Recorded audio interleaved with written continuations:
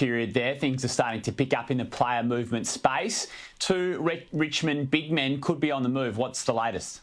Yeah, let's start with Callum Coleman-Jones, who rivals believe will be at North Melbourne next year on a long-term deal, probably a 5-year deal on somewhere between $400,000 to $450,000 a year. Now, I believe it's going to be this long-term deal, the 5 years. Gold Coast also offered 5 years, but Coleman-Jones wants to play more in the ruck. And it's fair to say Todd Goldstein is closer to the end than, say, Jared Witt. So it makes sense to go to North Melbourne if he does want to play more in the ruck. This will be a great win for North Melbourne. It is a bit of a blow to the Tigers, but they just couldn't justify the length of deal or the money that Coleman-Jones clearly wanted and that North Melbourne and Gold Coast were offering. As for Mabior Chol, he's the other one. He's a free agent, so he can go to a club of his choice. That won't be Essendon, I can tell you tonight.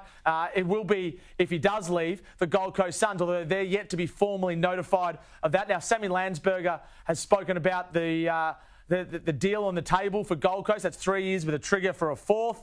I also reported last week that Essendon was keen on Dylan Stephens. They still are, but I believe he's more likely to stay at Sydney now or potentially go to Collingwood. That's very much a 50-50 call. I don't think he'll be going to Essendon, and Stephens is weighing up these options as we